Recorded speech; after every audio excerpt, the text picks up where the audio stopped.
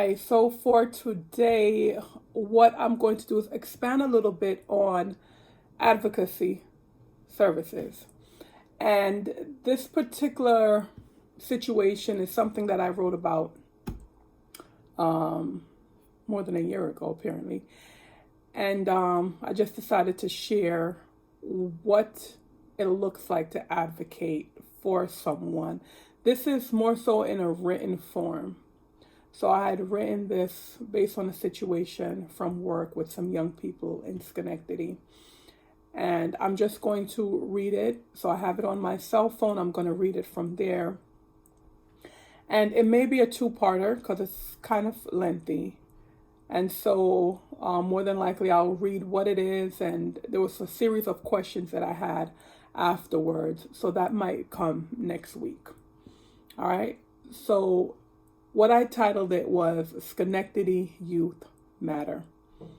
And it says, the eyes can never see what the heart does not accept. And I put that quote there because there's so much things going on. Like if we were truly caring and loving with regards to people that we come in contact with, we would be able to see the injustice and we would be able to see things that are happening. But if the heart doesn't accept reality, the truth of people's lives, the eyes are never going to see the issue. And that's the situation I've run across several places in child welfare. And I'm not the only one. There's plenty of people. So here it was. So like I said, it was written in a letter form. So it starts out, to whom it may concern.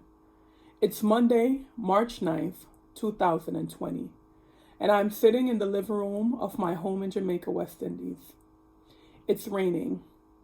This was supposed to be a vacation trip with my husband, just some time away together to get away from our busy work schedules.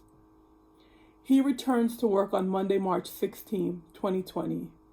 I was supposed to be returning to work on Tuesday, March 17, 2020. I no longer have that job.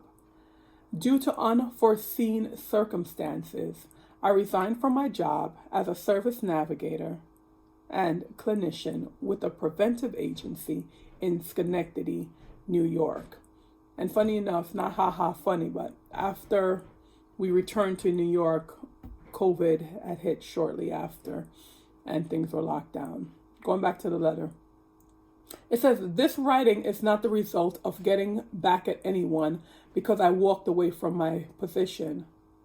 This nonfiction writing is simply to get someone, anyone, to look into the concerns I have for the youth of Schenectady County. Actually, I want more than just one person to look into these concerns. I want a lot of people to look into this matter, and I want something to be done. I want there to be change for the better for Schenectady youth and their families. The sad and scary part of it all is that I am sure that these concerning issues are happening in other areas in New York and beyond. Let me get to the matter at hand. I resigned from the job despite the concerns because I realized on February 12, 2020, that there was no way that I was going to be able to help bring about change and truly help the youth and families if I remained in my position. Figuratively speaking, my position had me handcuffed and my mouth taped shut. On February 12, 2020, I sat in a meeting with Youth A, and I will be referring to youth by alphabet in the order they are mentioned. This is to keep confidentiality stuff, keep people's name out, because I did not get permission to use names. So I'm in this meeting with Youth A, his mother, the Department of Social Services, caseworker, which is DSS, probation, and a probation officer. This meeting was a service plan review to discuss the treatment plan for services that Youth A was being provided with. However, this was not your typical SPR, which is a service plan review. What it appeared to be was an attack on Youth A, and then essentially on an attack on my work and that of my team. This attack came after the probation officer went and got the assistant director to be a part of the service plan review. The tone and language used by the assistant director towards Youth A was concerning, and as he continued, he then remarked that my team and I were being paid by the probation's department and Department of Social Services, and we were not the ones making the decisions. Not his exact words, but that was the gist of his comment. He said this because I had come up with a plan that included having Youth A leave the program at 6 p.m. instead of 8 p.m. during the weekdays. What he didn't realize was that this plan was made to help Youth A's attendance at school and in program, and that since the inception of the plan on February 3rd, 2020, there was great improvement in Youth A's attendance and in his engagement while in program.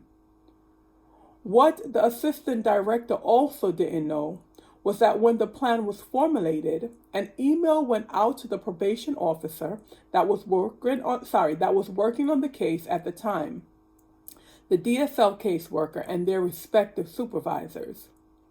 His words in that meeting came as a shock to me because he was the one person who I believed and expected to come to me directly with any concerns.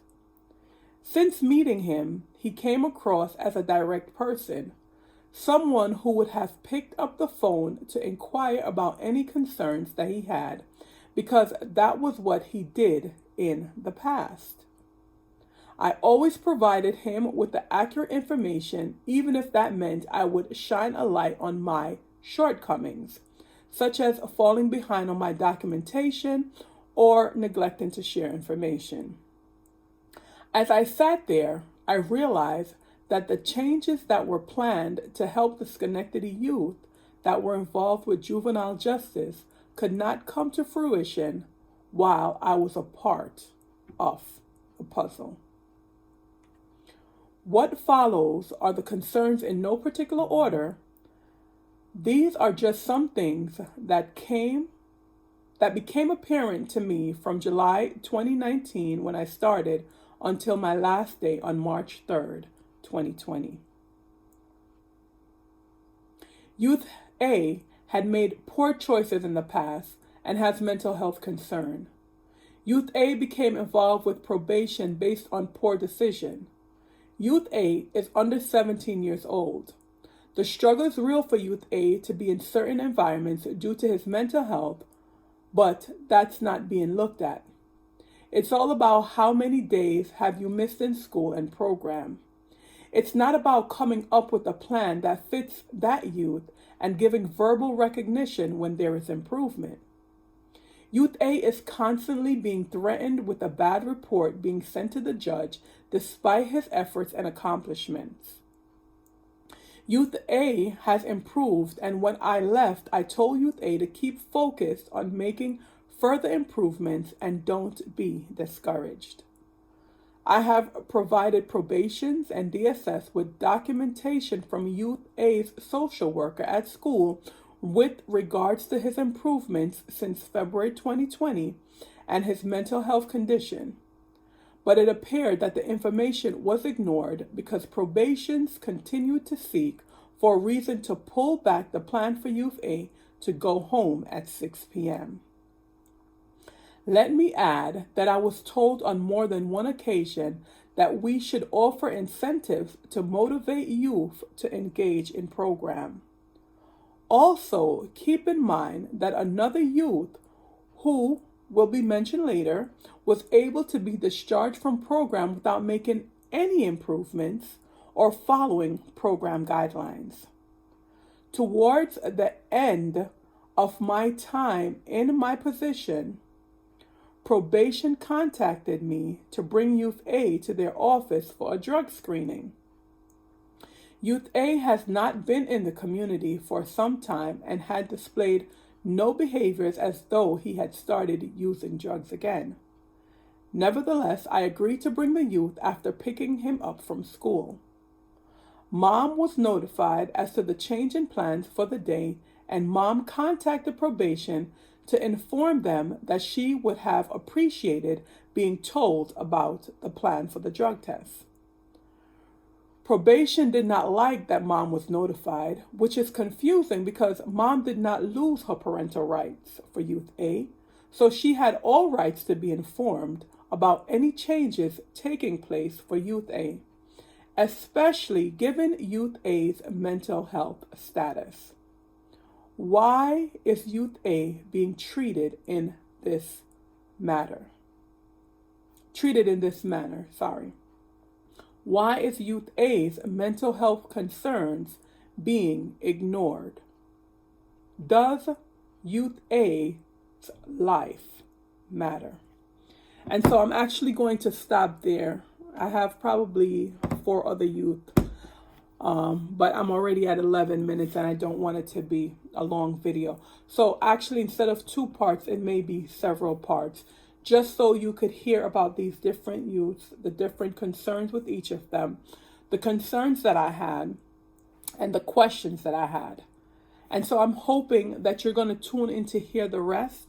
And if you are in contact with someone who can look into this, definitely please share the information, because at the end of the day, something different needs to happen with the youth in Schenectady County, New York, and I'm sure in other areas of New York and of the United States. We have juvenile justice, we have the probation officers, we have preventive services, child welfare, and it's so sad when the people that are supposed to help are not helping. And when you try to help, you're met with, hostility and other things. And so the mentioning of the program, that particular program that I was a part of, it was a community-based program that allowed the children to live at home instead of being incarcerated. But they had to be a part of the program where they would go to school and then come into the program in the afternoon, and we had different activities, group activities, individual counseling sessions and things like that.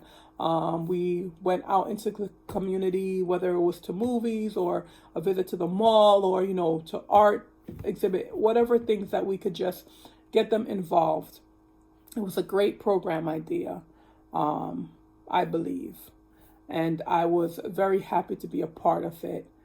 And then, unfortunately, I started to see the issues and, trying to get those issues rectified. It wasn't happening with the outside entity or the agency that I was working for.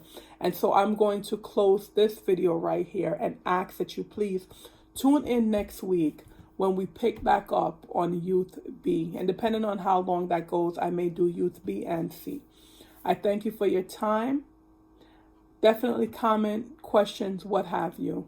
You take care. Once again, this is part of Advocacy Services. Thank you. Take care. Bye-bye.